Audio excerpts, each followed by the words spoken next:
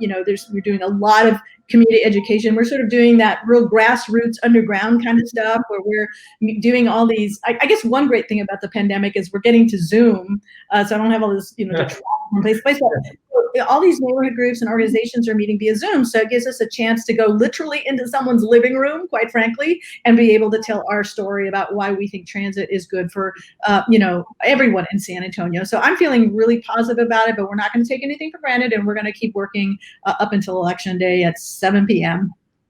Yeah, Laura, I was surprised. So when we set out with our original baseline poll, I thought that VIA would actually, I don't know why, I thought VIA would originally poll pretty poorly, and they were wildly popular. Here up on the screen, here's the number on transit from our election poll, our fourth poll of the year, 5930. In when you're running a political campaign, I'd rather be on the 59 side of things. But VIA polled very popular. I was surprised. It was in the mid 60s. It kind of, there were fits and starts behind Connect SA. Are you running into problems with that, Laura, or Jonathan, on the more conservative Republican side? Are you finding Republicans are happy with VIA? And that understand that our numbers are over 60%, and they have been for a while.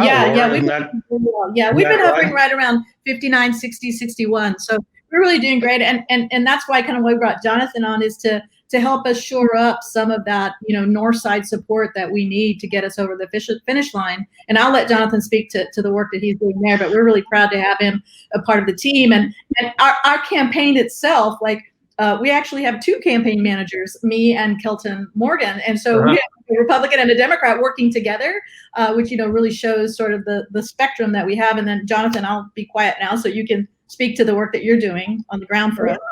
The north side and typically on our side of town, a lot of people don't, use buses as much as they do in other areas of San Antonio. So trying to convince people the need of funding, VIA the way it needs to be funded is a difficult task. There's no question. And I think the VIA on demand is a really important part of that, especially on the north side, because people can understand the Uber and the Lyft mentality. They've got that, and now they know that they can make a phone call and get a car to come pick them up and take them to a bus stop